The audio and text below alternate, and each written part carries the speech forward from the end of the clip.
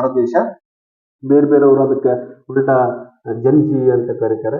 18, 19, 20 ವರ್ಷದ ಒಳಗಿನ ಯುವಕರು, 18, 19 ವರ್ಷದ ಯುವಕರು ನೇಪಾಳದಲ್ಲಿ ಆಗಲಿ, ಶ್ರೀಲಂಕಾ ಆಗಲಿ, ಬಾಂಗ್ಲಾದೇಶದಲ್ಲಿ ಆಗಲಿ ಇವೆಲ್ಲವುದು ಕೆಲವೊಂದು ಗಲಾಟೆಗಳು ನಡೀತು. ನಿಮ್ಗೆಲ್ರಿ ಯಾವ ತರ ಎದ್ದಿದಾವ. ಇಡೀ ಆ ದೇಶ ಅದೆಲ್ಲ ಮತ್ತೊಂದು ಅಫ್ಘಾನಿಸ್ತಾನ ಇದೆಯಲ್ಲ, ಅಫ್ಘಾನಿಸ್ತಾನದಲ್ಲಿ ಸಹಿತ ಇವೆಲ್ಲ ಆದವು. ಆ ದೇಶಗಳು ಹೇಗೆ ಕೊಲ್ಯಾಪ್ಸ್ ಆದವು, ಹೇಗೆ ಅಲ್ಲಿ ಪ್ರಜಾಪ್ರಭುತ್ವ ಗೌರ್ಮೆಂಟ್ ಇದ್ದಿದ್ದದನ್ನ ಹೊಡೆದು ಆ ಒಂದು ಜನರ ವಿರುದ್ಧವಾಗಿ ಏನಾದ್ರು ನಡ್ಕೊಂಡ್ರೆ ಪ್ರಜಾಪ್ರಭುತ್ವ ಗೌರ್ಮೆಂಟನ್ನೇ ಬೇರೆ ಬೇರೆ ರೀತಿಯಲ್ಲಿ ಒಂದು ಉಲ್ಟಾ ಪಲ್ಟಾ ಮಾಡುವಷ್ಟು ಮಟ್ಟಕ್ಕೆ ಬೆಳೆದಿದ್ದಾವೆ.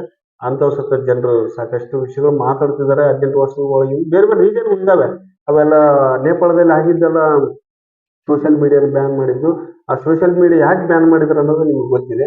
ಯಾಕಂದ್ರೆ ಪ್ರಜಾಪ್ರಭುತ್ವವನ್ನು ಆಳ್ತಕ್ಕಂಥ ವ್ಯಕ್ತಿ ರಾಜಕೀಯದವರು. ಅವರು ದೊಡ್ಡ ದೊಡ್ಡ ಅವ್ರ ಮಕ್ಕಳಾಗ್ಲಿ, ತಮ್ಮ ಕುಟುಂಬದವರಾಗ್ಲಿ ದೊಡ್ಡ ದೊಡ್ಡ ಶ್ರೀಮಂತರಾಗಿದ್ದಾರೆ.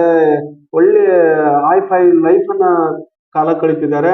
ಮತ್ತು ತಮ್ಮ ಜೀವನವನ್ನ ಬೇರೆ ಬೇರೆ ದೇಶಗಳಲ್ಲಿ ತಮ್ಮ ಮಕ್ಕಳನ್ನ ಅವ್ರಿಗಾಗ್ಲಿ ಒಳ್ಳೆ ರಿಚ್ ಲೈಫ್ ಅನ್ನ ಕಾಲ ಕಳೀತಿದ್ದಾರೆ. ಅದನ್ನ ಒಂದು ಜನರನ್ನ ರುಚಿ ಹಿಂಸ, ಆ ವಿಷಯ ಜನರ ರುಚಿ ಹಿಂಸ. ಎಲ್ಲ ಯುವಕರು ಏನೋ ಒಂದು ಡಿಸೈಡ್ ಮಾಡಿದ್ರು, ಒಂದು ಹೋರಾಟ ಮಾಡಿದ್ರು. ಅದ್ರ ಬಗ್ಗೆ ಸೋಷಿಯಲ್ ಮೀಡಿಯಾದಲ್ಲಿ ಟ್ರೆಂಡ್ ಹುಟ್ಟಾಕಿದಾಗ ಮತ್ತೆ ಗೌರ್ಮೆಂಟ್ ವಿರುದ್ಧನೇ ಇದು ಟ್ರೆಂಡ್ ಆಗ್ತದೆ ಅಂತ ಹೇಳಿ ಸೋಷಿಯಲ್ ಮೀಡಿಯಾನ ಬ್ಯಾನ್ ಮಾಡಿದ್ರು. ಬ್ಯಾನ್ ಮಾಡಿದ ತಕ್ಷಣ ಹುಡುಗರು ಸಾಮಾನ್ಯ ಸುಮ್ಮನೆ ಇರ್ತಾರ. ಒಂದೇ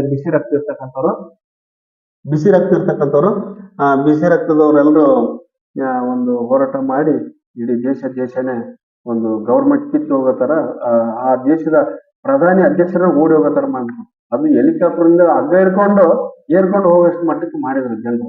ಅಷ್ಟರ ಮಟ್ಟಿಗೆ ರೋಚಿ ಎಲ್ಲ ಪಾರ್ಲಿಮೆಂಟ್ ಎಲ್ಲ ವಿಧಾನಸಭೆ ಎಲ್ಲ ಡೆಮಾಲಿಷ್ ಮಾಡಿ ಬೆಂಕಿ ಹಾಕಿ ಗೌರ್ಮೆಂಟ್ ಆಸ್ತಿಗಳೆಲ್ಲ ಸುಟ್ಟು ಹಾಕ್ಬಿಟ್ರು. ಆ ತರ ಆಗ್ಬಾರ್ದು. ಯಾಕಂದ್ರೆ ಅದು ಸಹ ನಮ್ದು ನಾವು ಕೊಟ್ಟಿರ್ತಕ್ಕಂಥ ತೆರಿಗೆ ಆಸ್ತಿದಿಂದನೇ ಅವೆಲ್ಲವೂ ನಿರ್ಮಾಣ ಮಾಡಿರ್ತಾರೆ. ಅವ್ರ ಬೇರೆ ಯಾವ್ದು ಅವ್ರ ಸ್ವಂತ ದುಡ್ಡಿನಿಂದ ಮಾಡಿರೋದಲ್ಲ. ಯಾವುದೇ ಲೋಕಸಭೆ, ರಾಜ್ಯಸಭೆ, ವಿಧಾನಸಭೆ ಎಲ್ಲರೂ ಸರ್ಕಾರಕ್ಕೆ ಅವ್ರೇನ್ ನಾವು ಕೊಟ್ಟಿರೋ ಟ್ಯಾಕ್ಸ್ ಇಂದನೇ ಅವ್ರ ಕಾರ್ನಲ್ಲಿ ಅಡ್ಡಾಡಿರ್ತಾರೆ. ಬಟ್ ಅದನ್ನ ಆಗ್ಬಾರ್ದು ಅಂತ. ಅದನ್ನ ನಾವು ಏನು ಗೌರ್ಮೆಂಟ್ ಯಾವ ತರ ಕಳಕಳಿ ಮನವಿ ಮಾಡ್ಕೋಬೇಕು ಆ ತರ ಕಳಕಳಿ ಮನವಿ ಮಾಡ್ಕೊಂಡ್ರೆ, ಇಲ್ಲ ಬೇರೆ ರೂಪದಲ್ಲಿ ಹೋರಾಟ ಮಾಡ್ಲಿ. ನಮ್ಮ ಆಸ್ತಿನ ನಾವೇ ಸುಟ್ಟು ಹಾಕೋಬಾರ್ದು, ನಮ್ಮ ಆಸ್ತಿನ ನಾವೇ ಕಳ್ಕೊಬಾರ್ದು.